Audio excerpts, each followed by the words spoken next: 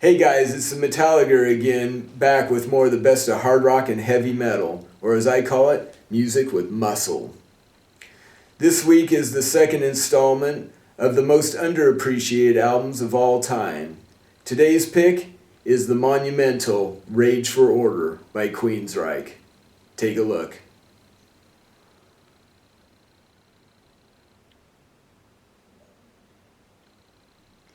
Okay, now Queensryche is a Seattle area band. They started with a 4-song EP on the 206 record label, which was owned by Kim and Diana Harris, who also had a record shop in Seattle. The Harrises convinced the record company exec at EMI to sign the band to a long-term deal.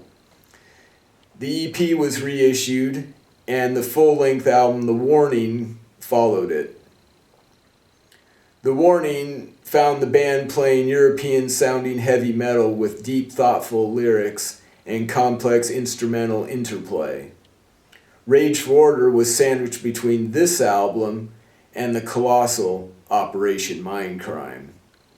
It broke with the classic sound of The Warning, introducing more keyboards and effects, but this album didn't just pick up where The Warning left off, it was miles ahead of it.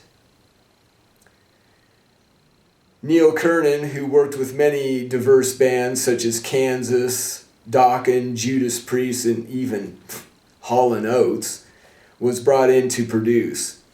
He has usually been able to give bands a big atmospheric sound, along with clean, tight production. There are many themes and sub-themes on this album, as well as many musical layers. This arises from a concept the band invented called the Tri-Reich, which is 3 tiers of songwriting connected to themes of love, politics, and technology, or the societal, the political, and the personal, which was present on all of the early Queensryche releases, in one form or another. The title Rage for Order can be viewed as an oxymoron, where rage is a metaphor for passion, and order refers to discipline, and almost machine-like precision of discipline, if you will. Now, there are 11 tracks on this album, 11 bona fide classics. So where do I begin? Because they're all friggin' classics, and they're all friggin' brilliant. It kicks off with Walk in the Shadows. Now, the lyrics, which are not so overt, pertain to a vampire who falls in love with a woman he cannot have a relationship. This Anne Rice theme continues to The Whisper and I Dream in Infrared, to where he starts stalking her in Gonna Get Close to You. And finally, she rejects him in The Killing Words. He remembers her many years later in the song London, which was amongst the more technological, societal themed songs on the second side. And why they didn't include them, or why didn't they group them all together on one side, might have had to do with the album's pacing. Anyhow, it turned out to be a double theme concept album. Ideas that would later be conceptualized on Operation Mindcrime, fully conceptualized at that. As an added note, the glam look they had for this release wasn't glam at all. It was based on the vampire theme and was encouraged by the Harrises, who were later dismissed and replaced by Q Prime management. Remember Armored Saint and Metallica? Surgical Strike, Neuregel, Chemical Use, Screaming in Digital, and closing with I Will Remember take the technological side of their songwriting and how it pervades and orders our lives.